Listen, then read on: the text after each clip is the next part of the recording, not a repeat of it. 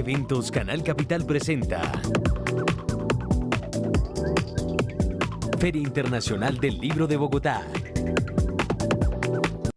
Hola, bienvenidos a este espacio cultural de Canal Capital de la Feria Internacional del Libro de Bogotá, el evento cultural más importante de Colombia y que este año conmemora 30 años. Los saludo desde la Biblioteca Pública Julio Mario Santo Domingo. Y ustedes estarán preguntando, ¿pero usted qué hace allá si la Feria del Libro se lleva a cabo en Corferias?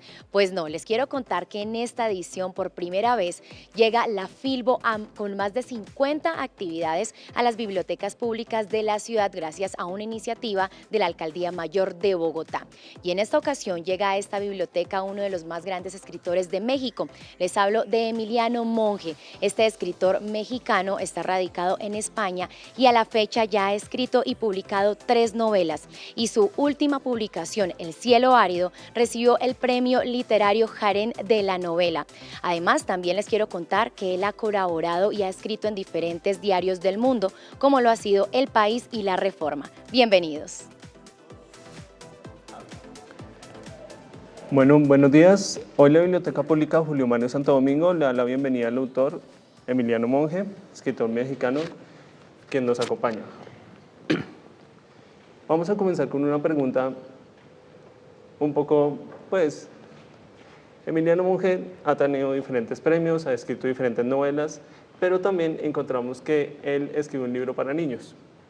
Comenzamos con una pregunta. ¿Qué es más complicado, escribir para adultos o para niños? Buenos días a todos. Primero que nada, quisiera agradecer a la feria, la invitación, a la biblioteca, el espacio. Estoy muy contento de estar aquí. Es impresionante, es un lugar precioso. Ojalá en toda América Latina tuviéramos bibliotecas así. Creo que es importante decirlo y remarcarlo, porque de verdad yo creo que cualquier mexicano que viniera sentiría una envidia, por lo menos igual de grande de la que estoy sintiendo yo por el espacio que tienen aquí, ¿no? Después voy a hacer un par de correcciones a lo que dijo la voz grabada, no tú. No soy uno de los escritores mexicanos más grandes, hay muchísimos, muchísimos mejores. Soy un escritor que está empezando, parezco del doble de la edad que tengo, pero tengo 38 años, aunque no me lo cree ni mi mamá, pero tengo 38 años. Después, ¿qué es más difícil escribir? Yo sigo pensando que escribir es difícil siempre, ¿no? Yo cuando me siento a trabajar todos los días me sigo sintiendo y sentando y sintiendo con muchos miedos, con muchas inseguridades cuando trabajo. Creo que la escritura es una lucha todos los días por llevar un poquito más allá tus propios límites. Eso es lo primero que es la escritura, ¿no? Y después, ¿qué es más difícil? Pues no sé qué sea más difícil, sé que a mí me costó mucho más trabajo el libro infantil, sin lugar a dudas. De hecho, creo que fue una locura de los editores que me lo pidieron y espero que no vuelva a suceder, porque creo que escribir literatura infantil hay que entregarte de lleno y ser escritor de literatura infantil. En México hay escritores maravillosos de literatura infantil, por ejemplo, Francisco Hinojosa, que es divertidísimo, ¿no? Tiene un libro maravilloso que se llama La peor señora del mundo, que es un libro increíble, ¿no? Yo, en realidad, podría decir incluso que es un accidente en mi trayectoria ese libro de infantil, pero creo que no lo voy a volver a hacer. Mi literatura es siempre un poco oscura, es muy densa en otros casos y toca temas sobre todo sociales, diferentes formas de la violencia. Y salir de ahí para hablar con los niños, para dirigirme a ellos fue difícil. Es un libro en teoría los editores me habían pedido que hiciera un libro sobre lo que en México y en España y en algunos otros lugares, no sé si aquí en Colombia también, son los ninis, que es los ni estudio ni trabajo, ¿no? Era un libro como que tenía que abordar esa temática y acabó más bien siendo un libro sobre la depresión infantil. Entonces es un libro particular. Son los insectos que mientras se van deprimiendo más se van volviendo invisibles, ¿no? Se llaman los insectos invisibles. Y no no creo que yo esté hecho para escribir literatura infantil, la verdad. Bueno, ya que hablamos acerca de los escritores, hay una cosa, sobre todo en México y en Latinoamérica, tenemos muchas influencias. En este caso, los mexicanos tienen Juan Rulfo, Carlos Fuentes, Octavio Paz, Sor Juana Inés de la Cruz, entre otros. De todas estas influencias, ¿qué toma usted y qué no toma? Pues, de manera muy general, yo sé Sí. que hay mucha literatura. Sí. Mira, es una pregunta, las preguntas sobre la tradición siempre son complicadas, ¿no? Yo creo que a mi generación, a la generación de los escritores que nacimos en los 70s y a los escritores que nacieron en los 80s, nos tocó fundir una tradición mucho más amplia que la nacional. La interconexión que hay ahora de las literaturas argentina, colombiana, mexicana, nos hacen pertenecer a una tradición mucho más amplia que las tradiciones nacionales. Al final, la tradición es la de la lengua, no la de las fronteras políticas. En ese sentido, yo creo que hay un canon gigantesco en América Latina, el cual está atravesado por escritores que forman diferentes cordilleras, ¿no? Es como un sistema vascular. Y a lo que uno sí responde, lo quiera o no, es a una de esas cordilleras. Yo diría que a mí me importan escritores de los 4 mexicanos que tú decías, y poniendo en un lugar muy aparte a Sor Juana, porque lo que Sor Juana hizo fue abrir todo un mundo a la literatura, y fue hace tanto que acabó marcando todas las tradiciones. Siempre se ha discutido mucho si en México la modernidad la trajo Octavio Paz o Juan Rulfo, ¿no? Yo creo que el primero de los modernos realmente en México fue Juan Rulfo, porque fue el primer gran experimentalista de la literatura nacional. Pero Juan Rulfo pertenece él mismo a una tradición que empezó mucho antes con un escritor que se llama José Guadalupe de Anda, que es el escritor menos leído de los llamados escritores de la Revolución, y que sin embargo es el más importante para Rulfo y para muchos escritores, entre los cuales me considero, porque a diferencia de hasta ese momento, hasta un libro de él que se llama Los Cristeros, en México, la literatura, los personajes habían sido siempre consecuencia de algo que sucedía. Incluso en un libro que se llama Los de Abajo, que es una gran novela de la Revolución, se dice, se explicita, diciendo que los personajes los revolucionarios son hojas que lleva el viento, ¿no? Y con José Guadalupe de Anda los personajes se vuelven potencias en sí mismos. Por primera vez tienen una capacidad de ser mucho más allá de los hechos que los rodean. Y esto lo podemos ver en todas las literaturas latinoamericanas. Hay escritores que han hecho eso, ¿no? Cromwell Jara en Perú significa el arranque de personajes como potencias también, ¿no? Entonces yo diría que en mi tradición es la que yo elegí, a la que pertenezco, de la que no puedo escapar por el hecho de simple y sencillamente haberla leído, y no es que cuando escriba esté pensando en lo que ellos escribieron, sino que son ecos que están ahí cuando uno escribe. Empieza con José Guadalupe de Anda, sigue por Huerta, sigue por Efrén Hernández, sigue por Juan Rulfo, por supuesto, y se va acercando hasta mí por Daniel Sada, por Jesús Gardea, Inés Arredondo, Josefina Vicens, y se expande a Cromwell Jara, a Julio Ramón Ribeiro. Yo creo que yo no he leído a ningún escritor de la lengua más de lo que he leído al peruano Julio Ramón Ribeiro, ¿no? O al argentino Antonio Di Benedetto. Son escritores a los que vuelvo tan asiduamente como vuelvo a Juan Rulfo, ¿no?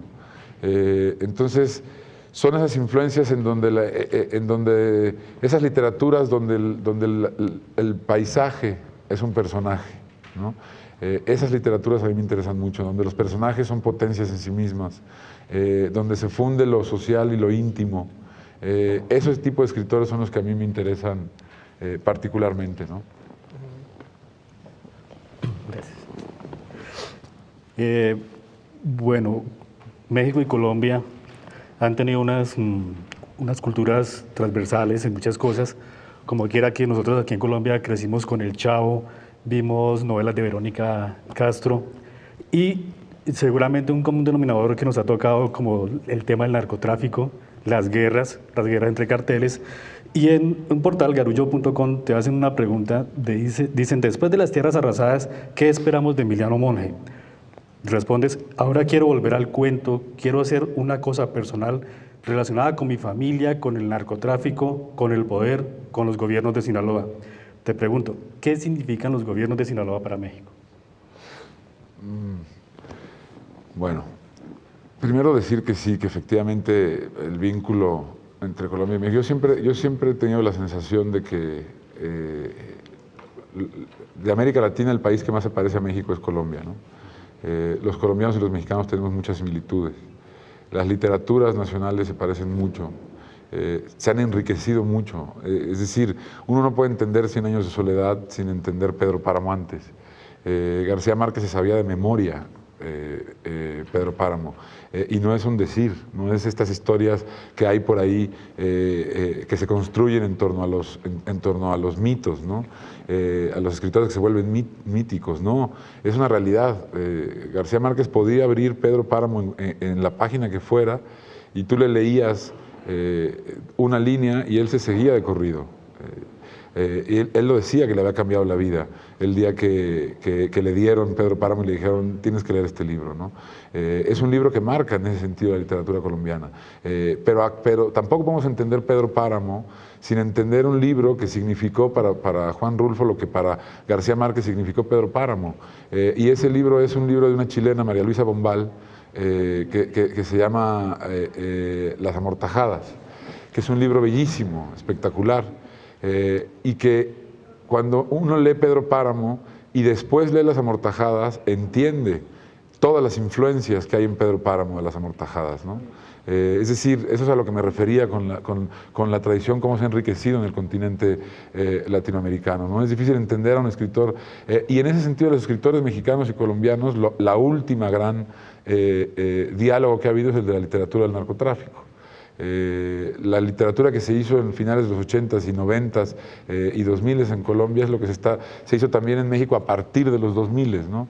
Es difícil entender a los escritores mexicanos que escriben sobre el narco si pensamos que si no hubieran leído a Fernando Vallejo, si no hubieran leído a tantos otros, ¿no? Pero La Virgen de los Sicarios influyó profundamente a la literatura sobre el narcotráfico en México, ¿no? Sin embargo, también la literatura ha ido más allá en México como lo fue aquí. Hay una literatura que es la literatura del narcotráfico es una literatura casi digamos, literatura negra, ¿no? De policías y ladrones, de buenos y malos. Pero las violencias son mucho más profundas que los gatilleros. Y tanto en México como en Colombia ha habido una literatura posterior a la literatura del narcotráfico que va más al fondo en el tema de la violencia, que entiende que la violencia es un escenario donde puede suceder cualquier historia, ¿no? Una historia de amor. Es decir, yo sigo mucho a escritores colombianos jóvenes de mi generación, por ejemplo Juan Cárdenas, que me parece uno de los escritores más importantes de América Latina en este momento, y donde uno no ve a los narcotraficantes, pero ve la violencia que dio lugar al narcotráfico y que ha dado lugar a tantas otras cosas en nuestros países, ¿no? Me interesan mucho esos escritores.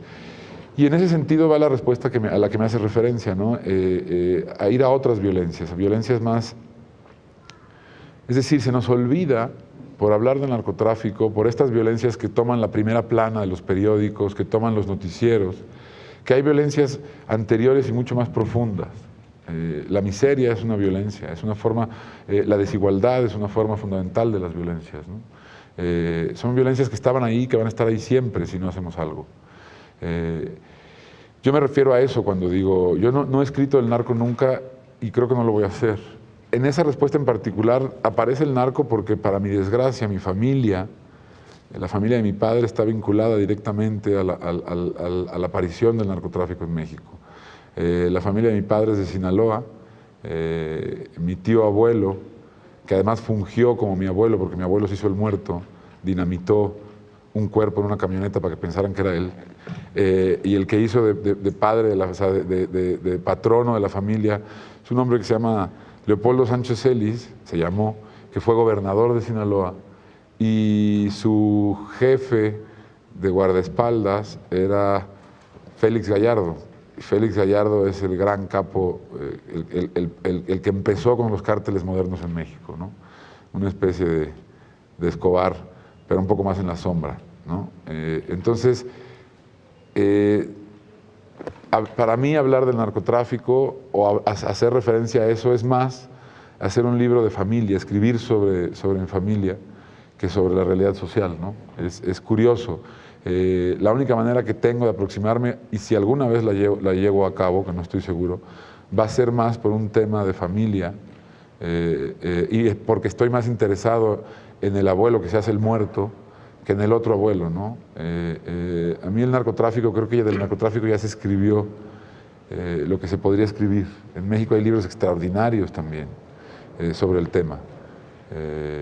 Por ejemplo, y si no lo han leído les recomiendo muchísimo, y esto no lo hago nunca, recomendar libros, pero si no lo han leído, en la misma editorial que publica Juan Cárdenas, que se llama Periférica, hay un escritor mexicano que se llama Yuri Herrera, que tiene un libro extraordinario, varios libros, en los que el narcotráfico es algo más que policías y ladrones, ¿no?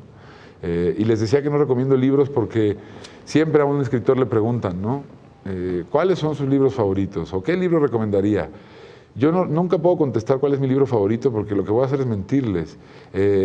No ahorita, pero mañana que me pregunten cuáles son mis libros favoritos, muy probablemente diré otros. Y pasado mañana diré otros también. Esa es una cosa que ya sé que me sucede.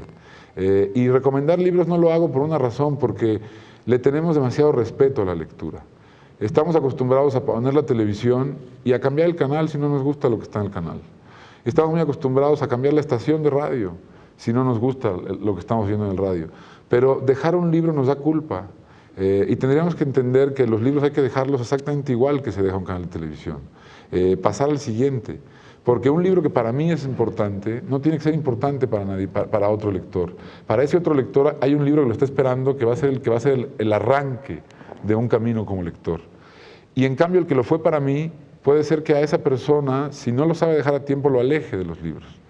Lo que yo recomiendo es leer lo que sea, empezar por donde sea. Y si uno tiene vocación y de verdad le gustan los libros, va a ir encontrando su propio camino, ¿no? Es por eso que nunca me gusta recomendar, porque yo creo que los libros están ahí, son tantos, y hay tantas formas de leerlos, y además, porque la lectura, el libro, no existe si está en el anaquel, no existe cuando es escrito por el escritor. El libro existe cuando el lector complementa lo que el escritor dejó ahí, que siempre es incompleto, ¿no? El lector no es un espectador. No es como ir al cine, sentarse y contemplar una película, ¿no? El acto de la lectura implica poner de parte de uno y llenar los vacíos que voluntariamente el escritor dejó. Los escritores, lo que los hace diferentes a unos de otros es única y exclusivamente que un escritor deja más vacío que otro en sus libros, ¿no? Es decir, y por eso decimos, no, este libro es más complicado que este otro. Lo que eso quiere decir es que el escritor dejó mucho más a que el lector pusiera de su parte, ¿no? Por eso me cuesta recomendar, y lo digo adelantándome a que seguramente llegará la pregunta de qué libro me recomendaría usted, ¿no? Ok, gracias. Hay muchas formas de expresar ideas más allá de la literatura, y pues tú tienes un palmarés muy importante, como quieras, que también trabajas en periódicos, opinador en periódicos. Es difícil generar opinión en México, es difícil generar opinión en América Latina, teniendo en cuenta que en México ha habido una serie de asesinatos de periodistas este año que ha sido considerable. Sí, yo por eso siempre digo que yo no soy periodista. Publicar en periódicos no lo hace uno periodista por el solo hecho de publicar en periódicos, ¿no? Uno es un opinador, uno puede ser un editorialista, pero periodistas son los que se juegan la vida, sobre todo en países como los nuestros, ¿no? Periodistas son los que van a buscar la fuente, los que trabajan en el campo, los que trabajan haciendo investigación, los que denuncian. Y en México la situación por la que pasa el periodismo es terrible. O sea, en México es el país con más periodistas asesinados del planeta. Cada semana matan a un periodista en Veracruz o en el norte de México o en el mismo Distrito Federal, que ya también está sucediendo, ¿no? Es decir, el periodista se juega la vida y creo que hay que decirlo así, ¿no? No porque escribamos en periódicos somos periodistas. Uno de los grandes lastres de América Latina es el no entender el lugar que cada uno ocupa, ¿no? Como decía Juan Villoro, un escritor mexicano, decía, la mejor manera de hacer quedar como un imbécil a un escritor es preguntarle cualquier cosa, porque el escritor no sabe decir que no, ¿no? En América Latina tenemos esta confusión mental de pensar que el escritor es un intelectual y no lo es. Un escritor es un escritor. El intelectual es otra figura. ¿Se puede ser escritor intelectual? Sí se puede, pero en general no sucede. Como tampoco sucede con los escultores o con los pintores, uno sabe lo que hace. Es decir, al escritor queremos que hable de cualquier cosa, ¿no? Y no está preparado para hablar de cualquier cosa. Y mucho menos de temas de apropiarse. También sucede, ¿no? Se apropia el escritor del trabajo del periodista y es muy injusto también, porque entonces uno no se juega la vida. El escritor no corre peligro en América Latina. El que corre peligro es el periodista. Pero es importante hacer esta distinción entre el intelectual y el escritor. Creo que, y regresando a la pregunta primera, a la segunda pregunta que me hacías, una de las grandes virtudes, una de las grandes maravillas de Juan Rulfo es que él supo que era solamente escritor. Rulfo nunca opinó de nada, nunca se metió en política y se ha criticado mucho la figura de Rulfo por no haberse metido más. Yo creo que lo más valioso es que no lo haya hecho. Eso es lo que realmente, el haber entendido que lo que él era un escritor y un fotógrafo, ¿no?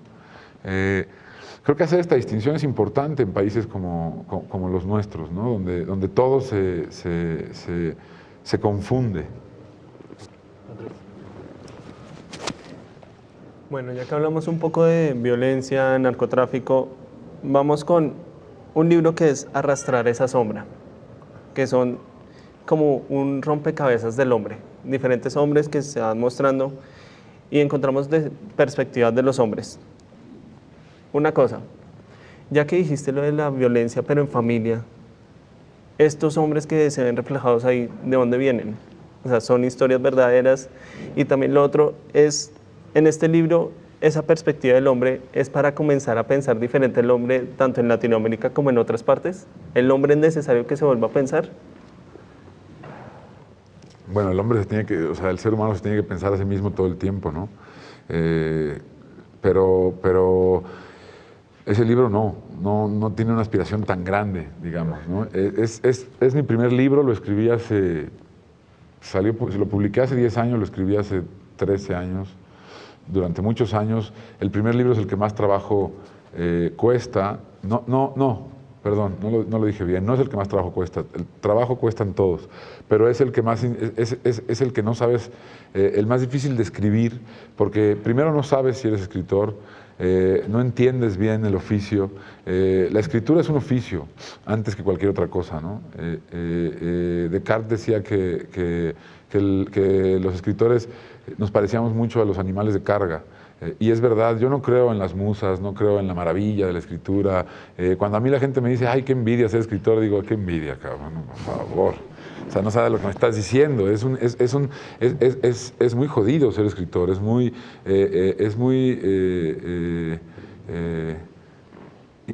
doloroso, es muy pesado, es muy, podría seguirme con una lista infinita, pero sobre todo es... ¿Eh? Es que, qué pena, estábamos cuadrando, Okay. Estamos cuadrando que ya en unos minutos le damos la palabra al público. Bueno, perfecto, mejor. Entonces nada más les digo rápido, ese libro es mi primer libro de cuentos, es un libro en donde se ven sobre todo mis inseguridades. Yo estudié ciencia política y arquitectura, llegué a la literatura con mucho miedo de ser escritor, me empecé a convertir en escritor hasta con vergüenza de serlo. A mí me siguen preguntando qué soy y no sé si contestar politólogo, arquitecto. Decir que soy escritor me parece una declaración muy fuerte, ¿no? En ese sentido, en ese libro, imagínense, Entonces no me atreví a meter en ese libro lo que realmente me apasiona, que es asuntos más sociales. Y es un libro, por lo tanto, muy psicológico, de personajes encerrados. Yo estaba pasando además por una época de muchas enfermedades, vivía bastante encerrado. Entonces es un libro que refleja mucho más una cuestión íntima, psicológica, que los temas que después me han a mí llamado y generado mucho más interés, que es la migración, por ejemplo, ¿no? O los ciclos de violencia en México. Ese libro primero es un libro que además siento que está muy lejos y del que me cuesta hablar, porque yo cuando termino un libro trato de... Yo nunca he leído un libro mío impreso, cuando ya está el libro, ¿no? Los leo 300 veces, 300,000 veces mientras los escribo, pero cuando el libro está terminado, trato de olvidarlo por completo. Porque si no, no puedo pasar al siguiente proyecto. Necesito hacer un corte de caja completo para poder volver a embarcarme en algo nuevo, ¿no? Y además, no quiero tampoco caer en un asunto romántico, pero cuando uno se mete en una novela, sobre todo, construye un mundo y cuando está escribiendo, habita en ese mundo. Habita un espacio diferente al de la realidad. Donde hay gente diferente a la que hay en tu realidad, donde hay consecuencias distintas a los actos a los que hay en tu realidad. Y lo empiezas a habitar, y hay un punto de trabajo en la novela en el que habitas más tiempo ese mundo que el mundo de la realidad. Pasas más horas al día en ese mundo que en el de la realidad. Y cuando terminas, ese mundo desaparece. No puede seguir existiendo. Y te quedas condenado al solamente el mundo de la realidad. Y es lo más parecido que hay a que se muera alguien en tu vida, ¿no? Que se te muera un ser cercano. Pasas por un momento de una ausencia de todo un universo, y entonces después volver a él es falso, ya no existe. Es mejor asumir que se fue, pasarla mal un rato, y no tratar de regresar, ¿no? Entonces yo necesito hacer ese corte total para poderme embarcar en algo nuevo, ¿no?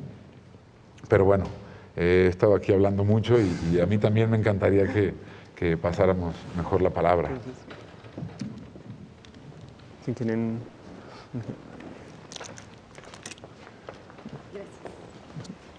Gracias. Estaba viendo la promoción que está contando de su visita y hay una frase como que usted es lo que más cree o valora, o no sé cuál es que lo que más cree es en los errores porque son lo único cierto. Me gustaría que ahondara un poco ahí y hablar al contrario de los éxitos, como que son también. Bueno, mira, esa frase es porque nos pidieron una frase de la feria en la que habláramos no me acuerdo cómo era lo que nos pedían, pero nos pedían que hiciéramos una frase muy terminante sobre un tema, ¿no? Era como, ¿en qué creo y por qué? ¿No? Y contesté eso porque de manera natural creo que los errores son, digo que son lo único cierto porque solamente a partir del error podemos seguir adelante, ¿no? Si no hay error, no hay camino, es decir, no hay nada a dónde ir, o es seguir en lo mismo, ¿no? Beckett decía que la mejor fórmula de la escritura era fracasa otra vez, fracasa mejor, ¿no? Y es una frase que creo que es bastante explícita, ¿no? Y al mismo tiempo, a mí me cambió, las lecturas nos cambian, hay ciertos libros, y a veces cuando es un libro del que no esperabas que te cambiara algo, es cuando más gozas el cambio, ¿no? Hay un artista mexicano que se llama Gabriel Orozco, que no importa si su obra nos gusta o no, publicó en una editorial mexicana que se llama Era sus cuadernos de trabajo. Sus cuadernos de trabajo desde la adolescencia casi hasta ahora. Y es un artista que ha pasado desde el trabajo en silencio, sin que nadie lo viera, hasta ser uno de los 5 artistas más importantes en el mundo, que más dinero generan en el mundo, ¿no? Ahora a una especie de otoño creativo. Y yo leí estas notas de manera enfebrecida porque, les digo, más allá de que te guste o no lo que él hace, como eran lo que él escribía mientras estaba creando durante todos esos años, era como estar contemplando una mente en ebullición, ¿no? De sus mejores años, ¿no? Y hay un momento para él de una exposición en Milán con una pieza en particular que no logra resolver, que cuando la ve expuesta le da vergüenza incluso que la gente la esté viendo. Y entonces se pregunta por qué decidió exponer esa pieza, si él sabía que no había resultado bien, ¿no? Y se da cuenta que precisamente porque necesitaba exponer el fracaso y porque esa pieza era quizá la más importante de toda la exposición para él, porque era el darse cuenta que había llegado en un cierto lenguaje y en un cierto tema a un final y que necesitaba reciclar todo, recambiarlo todo, ¿no? Volver a empezar. Y esos momentos en la vida creativa del artista, del escritor, del músico, son fundamentales para renovar el lenguaje con el que trabajas, ¿no? Y ahí llegas gracias al error, te das cuenta gracias al error. Y yo creo que no solamente nos pasa a nosotros, yo creo que en cualquier profesión, ¿no? De manera mucho más dramática, ¿no? El médico que se le muere un paciente en la plancha es un error y se dará cuenta de que algo estuvo mal el médico, ¿no? Es decir, no se le va a morir otro más por lo mismo. Pero ese cambio, ese entenderlo, es consecuencia del error. Mira nada más que, o sea, ya te eché un rollo totote para una frasecita, pero eso es lo importante de la literatura también. Lo más difícil que tiene un escritor es que hablar de lo que hace, porque siempre inventa. Cualquier escritor que vengan a ver aquí, cualquier escritor que vean en la Feria del Libro, cualquier escritor que vean en cualquier feria del libro del mundo y le pregunten por sus libros, lo que les va a decir siempre es una mentira. Porque cuando uno escribe no piensa en todo lo que piensa después de que el libro está terminado. Después de que el libro está terminado, uno trata de dar explicaciones a algo que no sabe cómo lo hizo. O no que no sepa, sí sabe cómo lo hizo, pero no pensaba en cómo lo estaba haciendo nada más. Entonces, todas las explicaciones que vienen después son un invento, son una mentira a posteriori, ¿no? Entonces, no nos crean mucho. ¿Alguien quiere hacer otra pregunta?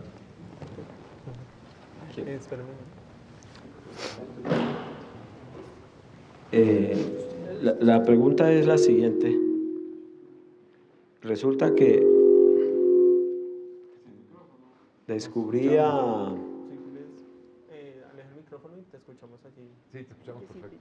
Descubrí a Efrén Hernández, que pues no lo conocía y creo que no es un escritor muy conocido, pienso yo. Sin embargo, en alguna entrevista, Juan Rulfo decía que ese escritor había sido uno de sus maestros. Leí Tachas, que me pareció extraordinario, increíble. Entonces, quisiera saber qué opinas de él, qué influencias. Pues precisamente es parte fundamental de la cordillera que les decía al principio, ¿no? Es decir, entre José Guadalupe de Anda y Rulfo está el más importante de esa cordillera es Efrén. Efrén fue el gran maestro de Rulfo, pero sobre todo porque fue su gran amigo, fue uno de sus grandes amigos, ¿no? El primero que publicó un texto de Rulfo fue Efrén, el primero que creyó en él fue Efrén, y se admiraban mutuamente. Efrén es un escritor gigantesco. Te cuento una de las... Rulfo fue... Todo el mundo se pregunta por qué Rulfo solo escribió 2 libros, ¿no? Y por qué solo en un momento. Yo siempre he pensado y siempre lo he dicho que para Rulfo la escritura... Escribió poco porque la escritura era muy importante. La respetaba. Rulfo todo lo que hacía lo hacía de manera obsesiva. Pero sobre todo porque Rulfo era antes un fotógrafo que un escritor. Su principal lenguaje para él, no estoy diciendo que sea mejor fotógrafo, ni lo diría jamás, es mucho mejor escritor que fotógrafo, pero para él la fotografía era más importante. Además de que la fotografía de Rulfo se trata lo mismo de lo que se tratan sus cuentos. Y te digo esto de la fotografía porque una de las fotografías más hermosas de Rulfo es una fotografía de Efrén. Ellos iban mucho a hacer caminatas juntos al campo. Y hay una fotografía en la que Efrén está subiendo por una loma, una fotografía en la distancia, y le toma Rulfo esa fotografía. Y es una fotografía preciosa porque es una fotografía muy rulfiana y al mismo tiempo capta lo que Efrén era, en su literatura y en la persona. Un hombre muy solo, visto desde lejos, escalando o ascendiendo una pendiente por sí mismo, por su camino, en contra de todos, sin importarle, que eso fue Efrén. Y eso fue la literatura de Efrén. La literatura de Efrén es muy especial, es muy particular, no dialoga con la literatura de su época. Es una literatura que asciende la pendiente muy sola. Y eso solo lo puede lograr si se conocían como se conocían Efrén y Rulfo, ¿no? Efrén si leíste Tachas, yo te recomiendo que leas, que es maravilloso. Tiene una novela, Efrén, además de que fue un gran poeta también. Tiene una novela bellísima que se llama La paloma, el sótano y la torre, que es de una belleza porque es la única novela mexicana que toca el tema de la revolución y que no importa la revolución. Mientras los revolucionarios andan a caballo afuera de la casa en la que está sucediendo la novela y se escucha el galopar y se escuchan los cascos y está sucediendo la revolución, lo que importa aquí es el despertar sexual de un niño, ¿no? En la vida dentro de la casa, ¿no? Es una novela hermosísima. Me imagino que, como dices, no es muy conocido Efrén acá. En México sí es muy conocido, sí es muy respetado y sí es un escritor importante en la tradición, pero menos leído de lo que debería, efectivamente, ¿no?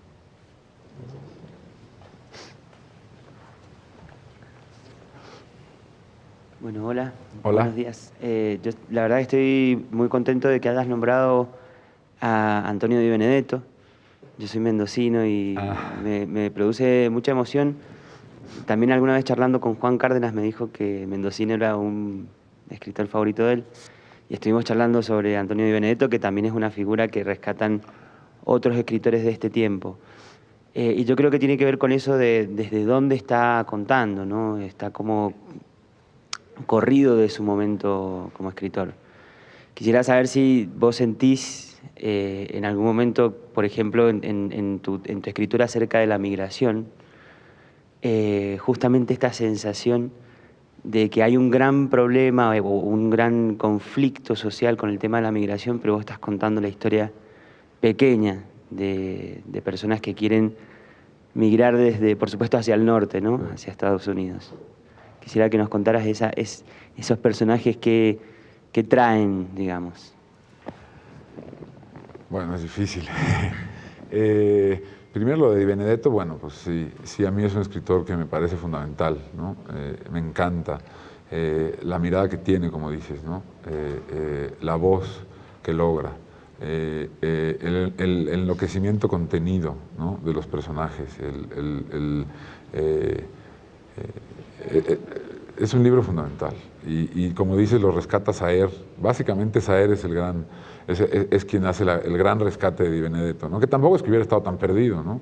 Le pasó lo que le pasó a Ribeiro, a Di Benedetto, que coincidió con el boom, y el boom lo devoró todo, ¿no? Es decir, lo que no era boom quedó a la sombra. Por eso yo impongo esa... y sí es una imposición, desgraciadamente, esa distinción tan importante entre el canon y las tradiciones, ¿no? Es decir, el boom forma parte del canon latinoamericano, pero a mí me interesan más las tradiciones paralelas, muy probablemente, ¿no? Y a mucha gente, o sea, es decir, y se está recuperando.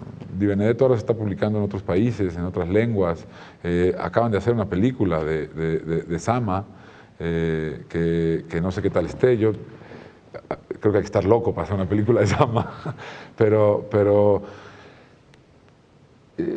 creo que lo que sí lees muy bien, que lo que uno aprende de Di Benedetto es que en la gran historia cuentan más las pequeñas narraciones, ¿no? Y para hablar del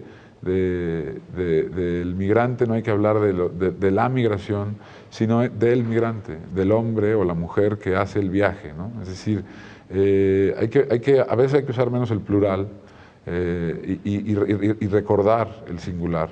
La literatura, la estética en general, la literatura y todas las artes, una de las grandes herramientas que nos dan es la posibilidad del traslado, de trasladarnos a ser otro, ¿no? De convertirnos en alguien más durante un momento. Ese traslado, ese reconocimiento del otro, podemos acceder a él gracias a la pintura o a la música o al cine o a la literatura. En ese sentido, hay que volver a contar historias singulares, ¿no? Que cruzan esos grandes como territorios. Es decir, don Diego de Sama no tiene que decirnos, no tiene que contarnos la colonia de Benedetto para que la entendamos si entendemos la vida de don Diego de Sama, ¿no? Y yo creo, no digo que yo lo haya logrado, jamás lo diría, pero yo creo que si queremos entender la migración, hay que entender la historia de un migrante, ¿no? No necesitamos contarnos todas las historias. Esta idea del tan liberal de los derechos humanos, por ejemplo, nos ha hecho olvidar que somos personas también, que hay una cosa singular de cada uno, ¿no? Los derechos colectivos, que son muy importantes, a veces obvian, ¿no? En México hubo una tragedia hace poco, bueno, una tragedia no, un asesinato masivo de estudiantes por parte del gobierno y de los cárteles de narcotráfico, y todo el mundo reaccionó como no había reaccionado a muchísimas situaciones similares. Por supuesto que me da gusto que la gente salga a la calle y que reaccionemos, por fin, ¿no? Pero yo me preguntaba si habíamos reaccionado porque habían muerto 43 muchachos o porque habían muerto 43 estudiantes. Y entonces la solidaridad era con la palabra estudiantes o con los muchachos. Y tristemente creo que la solidaridad era con la idea de los estudiantes y todo lo que implica. Me he cansado de preguntarle a la gente si se acuerda de los nombres de los 43. Nadie se acuerda de los nombres de los 43. Lo que importa son esos nombres, esas historias, cada una de esas historias, ¿no? Ese tipo de literatura es la que a mí me interesa, la que a través de una historia, de alguien, nos hace entender algo mucho mayor, ¿no?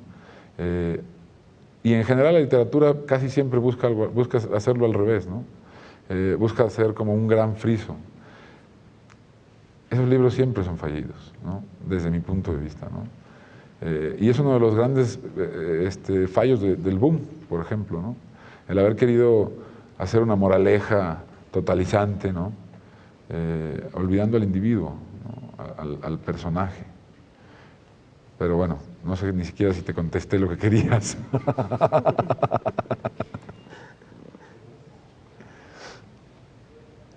Atrás.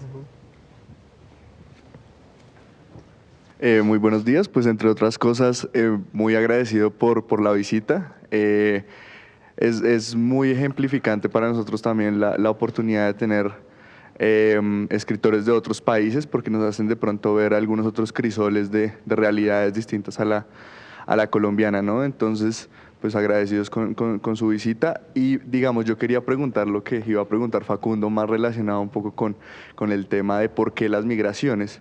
Pero también quisiera saber un poco más qué opinión le merece buena parte de lo que está sucediendo en la coyuntura internacional, teniendo en cuenta pues esa exacerbación de los nacionalismos que pareciera como que, o nos demuestra una vez más que la historia no pareciera ser algo lineal, sino que en buena medida a partir de ciertos acontecimientos y todo nuevamente es algo cíclico, ¿no? Volvemos a esos nacionalismos que en algún tiempo nos caracterizaron como humanidad. Pues mira, yo creo que lo que es cíclico no es la exacerbación de los nacionalismos, ¿no? Lo que creo que es cíclico es que las sociedades se retiran la máscara. Creo que los nacionalismos han estado siempre, en épocas dan vergüenza y en otras no. Es curioso con la migración lleva siendo la contradicción más evidente del sistema capitalista desde que dio inicio y desde antes. Las ciudades se amurallaban, nos han hecho creer a primera impresión que las ciudades se amurallaban en defensa de la guerra.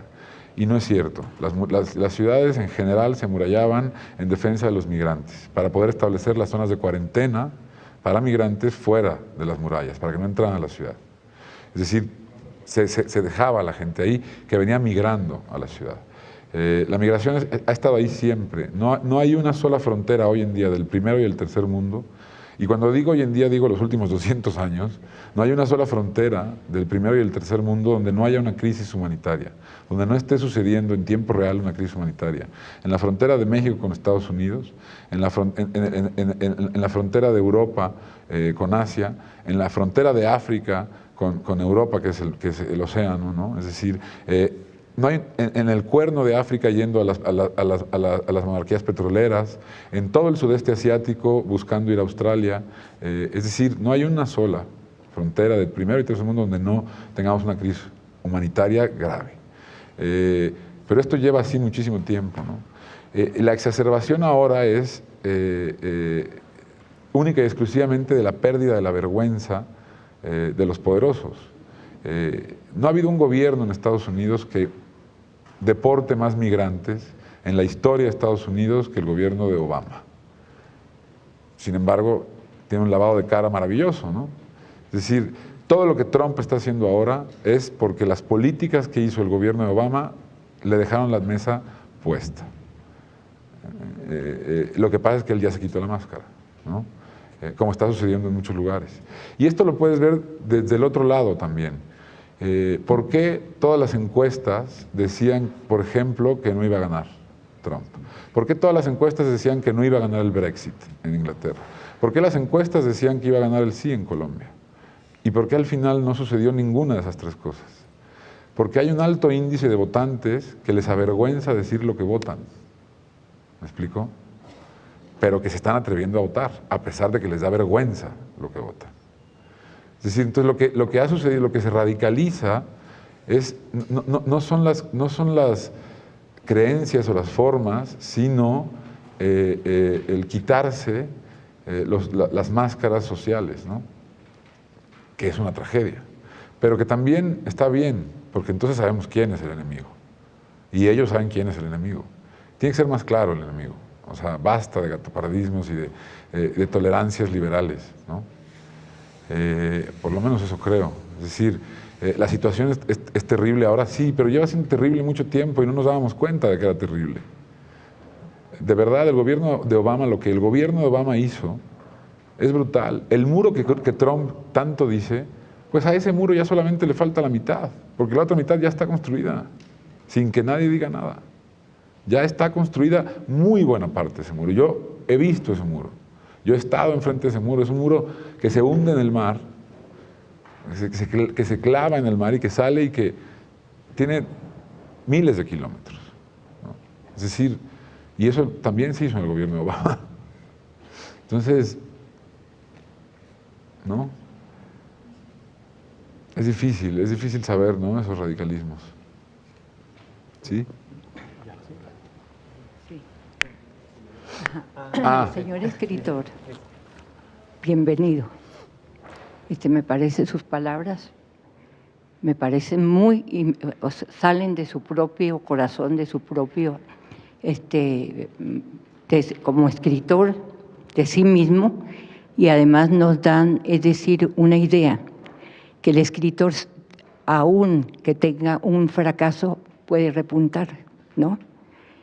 No importa el fracaso, tal vez ese fracaso le dé mayor fuerza para repuntar y ser un gran escritor. Sí, muchas gracias.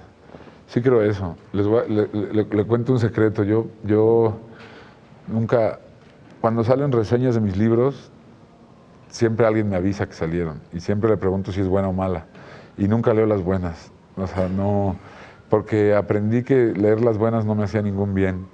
Y cuando sale una mala reseña, no solo la leo, sino que me la devoro, la leo y la releo y la releo y la releo. Y me empujan más a escribir, me hacen tener más ganas de escribir las reseñas en las que me señalan los errores que las reseñas buenas en general. Y no sé si es algo bueno o malo, pero es algo que así es, que así me sucede. Y que además me encanta que me suceda, la verdad. También quiero dar las gracias por su presencia. Estos espacios creo que son muy importantes para el desarrollo y para los que nos gusta leer, para los que no les gusta también, porque es un buen inicio. Y yo ya no le voy a hacer preguntas porque yo sé que la mayoría de la gente le gusta decir mentiras y los escritores no son la excepción. Entonces, más bien lo que yo quiero comentar es que a mí me gustan mucho los dichos populares porque son la sabiduría. Entonces, yo me hago una retrospectiva y al escucharte decir, sí, la escritura es difícil, es tormentosa, cuando termino un libro no lo vuelvo a leer, lo dejo allí porque es la muerte. Entonces, bueno, me parece... no fui, pero sí, más o menos. Yo sí soy dramática. Entonces, me pareció muy interesante esa dramaturgia. Y lo quiero relacionar con el dicho de los trapos sucios se lavan en casa. Y entonces me preguntaba y hacía la analogía con mi voz interior, ¿desde dónde es que lo digo? Mirando a Facundo. Me preguntaba la relación entre ese dicho y el error. Es precisamente cuando uno escribe, yo soy solo un aprendiz, cuando uno escribe es precisamente el error es eso, lavar la ropa sucia, volverla, estregarla, refregarla, para mejorarla. Entonces, yo de todas maneras siempre me pregunto, yo a mí misma, ¿pero qué tan importante es la fama? Pues cuando uno hace todos esos errores es para mejorar, pero qué tan importante, lo que uno quiere es un buen resultado. No, pero ¿cuál fama? Si uno quiere fama, mejor que aprenda a tocar la guitarra. No, y hoy en día que aprenda a diseñar cosas en acuérdate que los escritores son mentirosos. Sí, no, pero en esto no hablo como escritor, sino como lector y como editor. Un escritor, ¿a qué fama puede acceder un escritor? O sea, quizás hace 40, 30, 50 años. Hoy en día, ¿sí cuántos somos los que leemos? Honestamente. Ah, bueno, entonces concuerdo. Eso era lo que quería hacer la analogía entre ese dicho y qué sigue después, el resultado. Y el resultado es bueno o malo, depende del lector. Sí. Gracias. Yo creo que el resultado es bueno o malo en dos instancias, ¿no? También para uno como escritor puede saber si lo que hizo... uno no puede saber o no debería poder saber si es bueno o malo, pero sí puede saber o debería poder saber si se parece a lo que uno quería hacer. La conformidad es si lograste algo en alguno de los aspectos en los que querías lograr algo. Después, bueno o malo, ya es algo que va a decidir el lector. Pero sí uno puede saber si consiguió lo que quería conseguir con el lenguaje, si uno consiguió o no lo que quería conseguir con el manejo del tiempo, si logró o no la profundidad en algún personaje que quería, que buscaba. Esas circunstancias sí que uno tiene que estar al tanto y sobre todo estar seguro de que no los consiguió. Eso es lo mejor que nos puede pasar, ¿no? Saber que uno, en el instante que empieza a escribir, también empieza irremediablemente a alejarse de la idea que lo hizo empezar a escribir. Y eso es fundamental también, ¿no? Y también entender que el lector, por suerte, no conoce esa idea de la que tú te empezaste a alejar cuando escribiste, ¿no? Y que entonces, por lo tanto, lo que acabó siendo es una cosa completamente distinta. Luego, lo de lavar la ropa sucia en casa, si asumimos como casa este microorganismo en el que vivimos los lectores, escritores y editores, que es pequeñísimo, pues quizá, ¿no? Se lava entre este microorganismo pequeño que tenemos. La fama ya no va a tener lugar entre escritores. O sea, sí, si eres Stephen King, ¿no? Pero uno no tiene ni que pensar en esas cosas. Somos muy chiquitos. Y entre los libros que me interesan a mí, que es lo literario, o sea, la literatura que es comprometida consigo misma, pues es todavía más pequeño. Es decir, ocupa un cachito del librero, ¿no? Es decir, no no creo que importe. Es decir, yo, y por eso decía hace rato, a mí me cuesta mucho trabajo decir que soy escritor, porque de veras no, cuando me dicen, a mí me hacen preguntas a veces como, bueno, ¿y qué sigue en su carrera? ¿En mi qué? O sea, no considero que, o sea, no puedo pensarme como si tuviera una carrera de escritor, no, o sea, ya, si me cuesta asumirme como escritor, ya pensar que es una carrera, o sea, para empezar me deprimiría, ¿no? Entonces no es algo que me interese. No, gracias a ti. ¿Alguien más querría preguntar algo? Porque si no les cuento que además les pido una disculpa por estar espeso y lento, pero es que llegué ayer a Colombia, me dijeron que hoy no tenía ninguna actividad en la mañana, me dieron mi agenda y dije, perfecto, es la única noche que puedo salir a divertirme con mis amigos. Y llegué al hotel a las 4:30 de la mañana. Y a las 8:30 de la mañana sonó el teléfono y me dijeron, oigan, lo están esperando para irse a la biblioteca, que en mi agenda parecía que era mañana, no el lunes. Entonces dije, ¿cómo que a la biblioteca hoy? Espérense tantito. Entonces, pues me agarraron cansado. ¿Cómo que no? Sí, ¿no?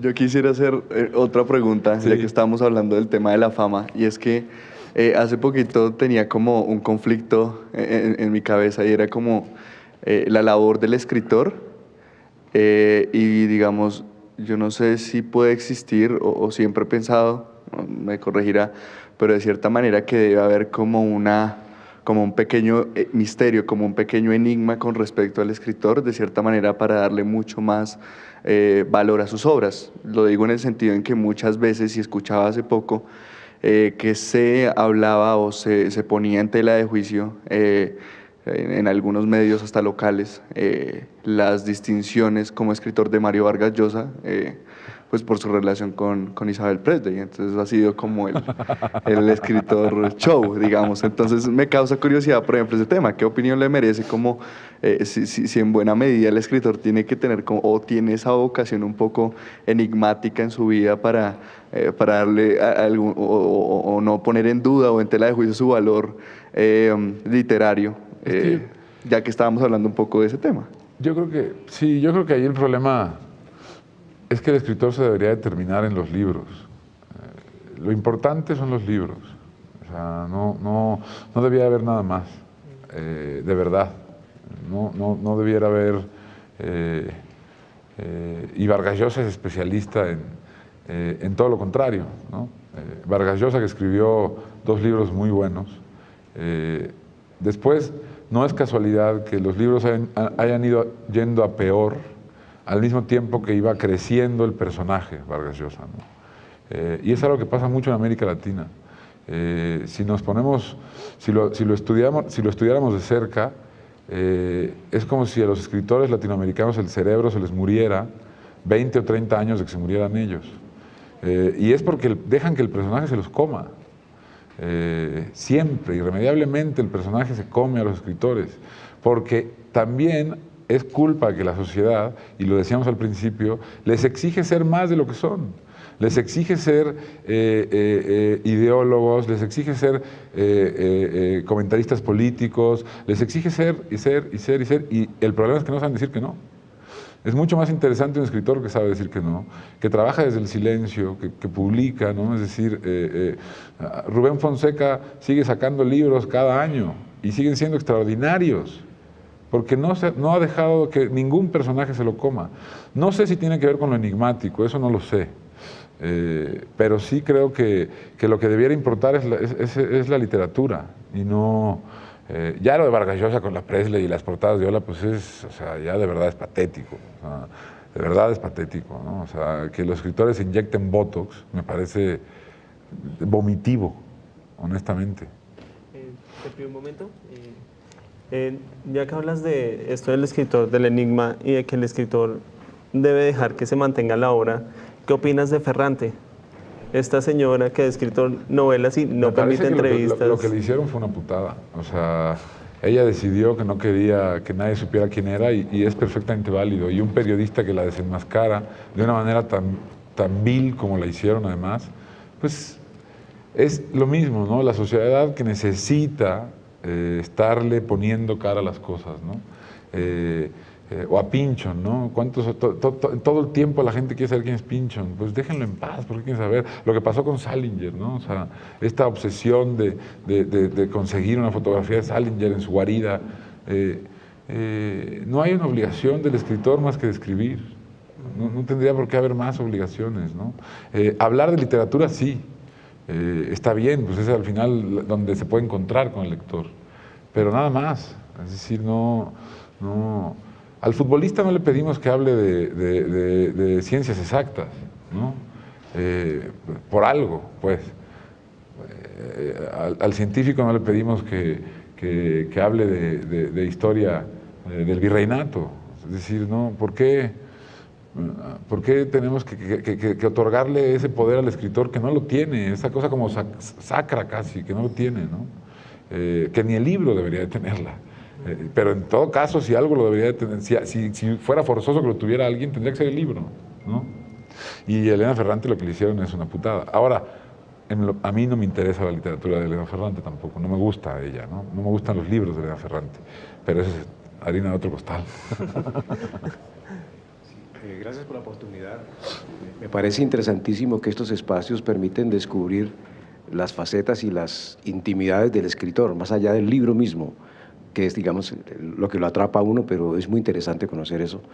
Y usted mencionó esto de que el oficio, el escritor desarrolla un oficio como escritor, pero me gustaría conocer un poquito más qué significa oficio. ¿Es tiempo? ¿Es pasión?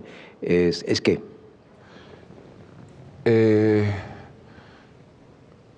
Pues es una mezcla. Es que el oficio tú piensas en otro oficio, cualquier otro oficio que se nos ocurra, ¿no? Es decir, la herrería, por ejemplo. Lo que es el oficio es que en un cierto tiempo, por poner un ejemplo, 1 hora, cuando empiezas, en 1 hora haces menos de lo que haces 10 años después, en esa misma hora. Sin embargo, como eres capaz de hacer más y como dominas más el uso de las herramientas y de la técnica, el reto es ir más allá en el asunto estético, ¿no? Si te tardas en hacer un barandal 2 meses cuando empiezas y después de muchos años haces un barandal en 2 días, pues entonces el reto es que el barandal sea un barandal más hermoso, más poderoso, más distinto que todos los barandales, ¿no? Y más personal. Que uno pueda decir, ese barandal lo hizo don Pedro, ¿no? Que no sea un barandal cualquiera. Eso es el oficio, y eso es también en escritura, ¿no? Que es una cosa muy técnica, quizá, ¿no? Pero es así, y que te desgaste menos también la parte técnica, para que el desgaste pueda ser en todo lo demás, ¿no? Cuando uno se siente a escribir, todos los días gasta una energía. Tienes una energía natural de la escritura, que también se relaciona con lo que decíamos antes del escritor que se va agotando, y que el que se sabe callar desaparece y el que no se convierte en personaje, porque necesita que hablen de él, ¿no? Pero es una energía que se va agotando. Uno tiene que saber que la energía de la escritura es un fuego que no dura siempre, y que cuidar ese fuego lo mejor posible es importante, y la técnica, el oficio, te permite que dure más o menos ese fuego, yo creo, ¿no? No sé si alguien más quiera decir algo. Yo quisiera preguntar, en cuanto a los oficios como la carpintería, uno requiere de un escenario en donde tenga, digamos, esas influencias que lo estimulen a uno a perseverar en el trabajo, ¿sí?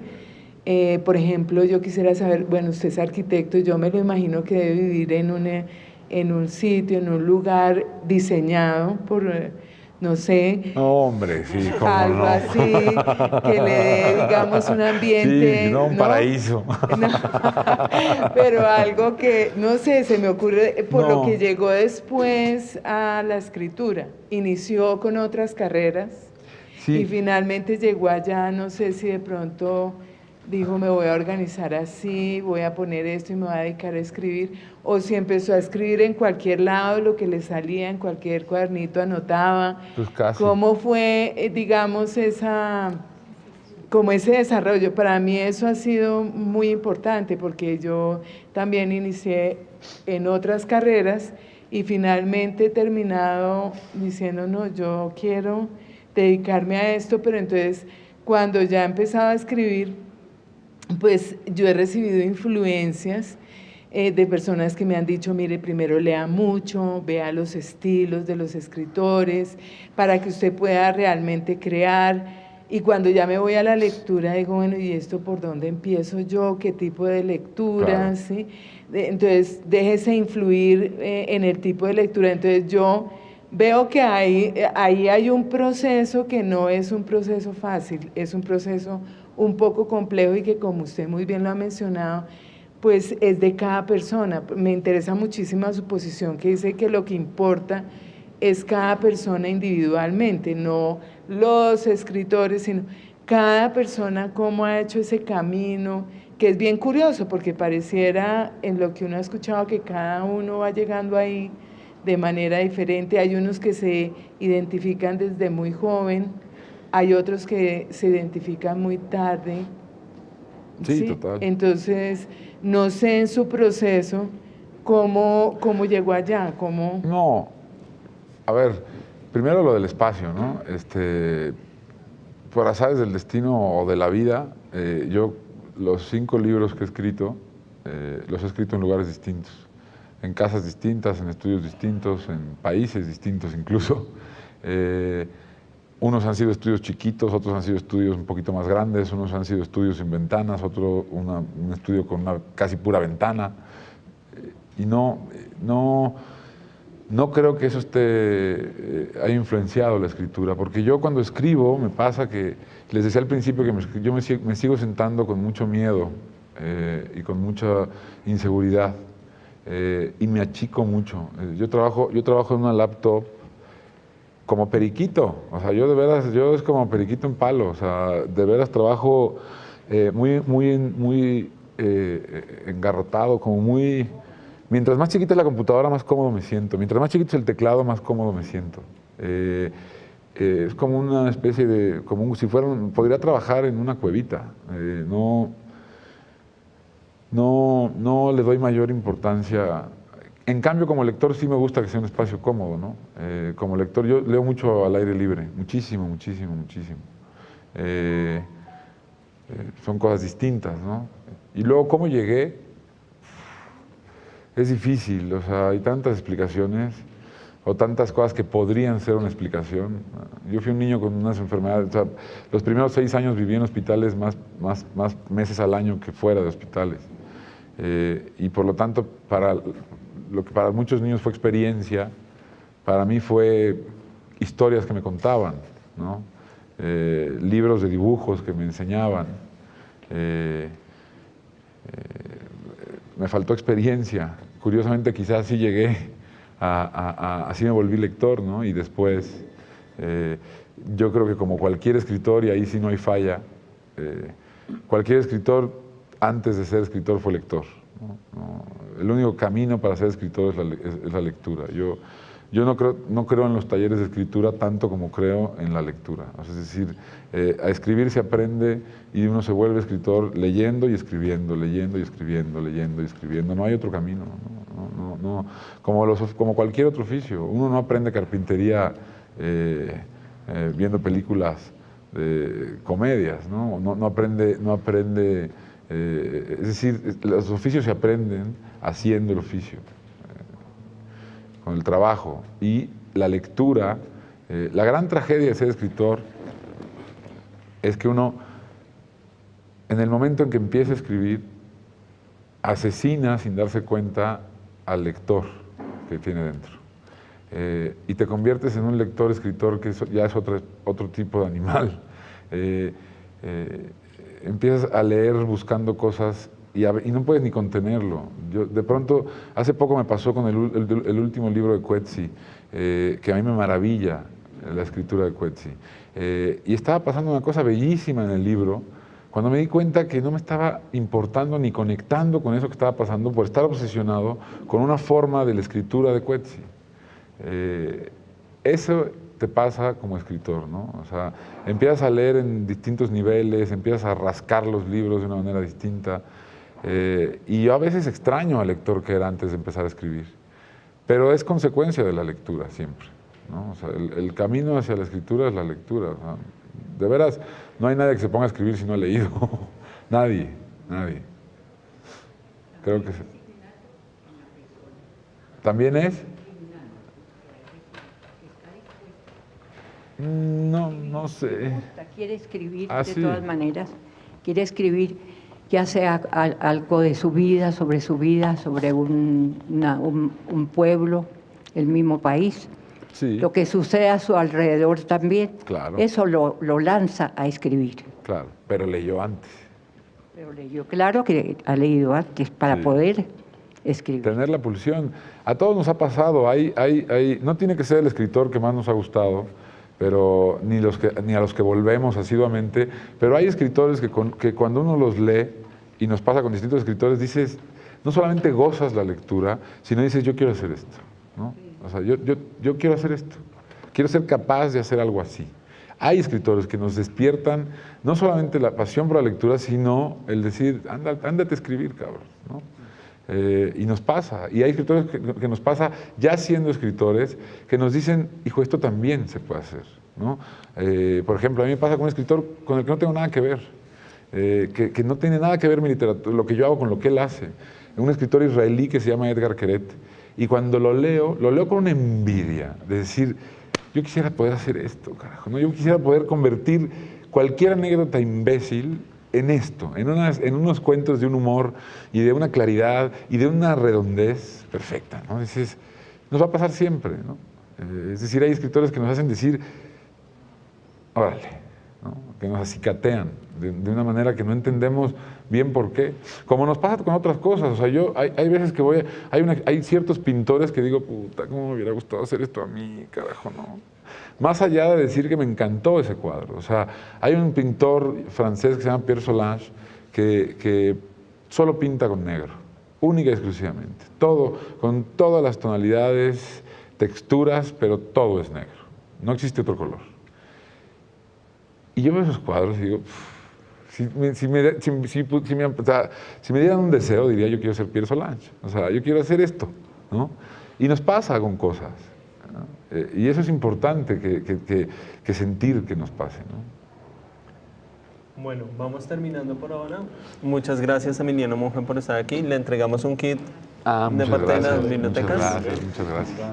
Y a ustedes, gracias por su asistencia hoy a la Biblioteca Julio Mario Santo Domingo. Los invitamos a seguirnos en nuestra página web www.bibliored.gov.co y en nuestras redes sociales de Facebook, Instagram y Twitter para que no se pierdan ni un segundo de los 30 años de la Filbo en Bibliored. Queremos hacer una invitación para tomarnos una fotografía con el maestro aquí en la sala, entonces Y como un recordatorio. Antes de que se me olvide, tenemos unos cuantos libros de Emiliano Monge que están a la venta aquí nomás. Entonces aprovechen y... ¿A la venta? A la venta. Yo pensé que los iba a regalar la editorial. Ah, entonces, bueno. No los va a regalar la editorial, qué vergüenza, ¿no? Ay,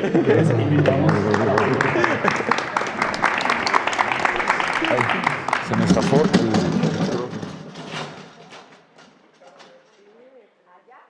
No sé.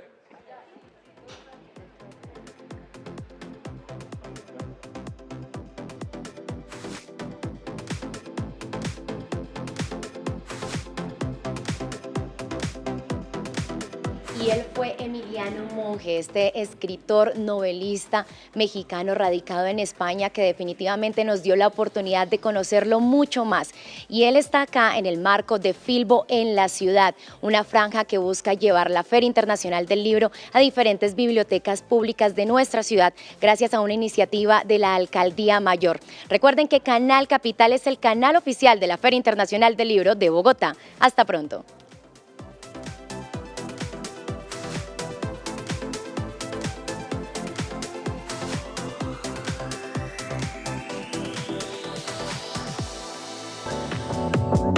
Eventos Canal Capital presentó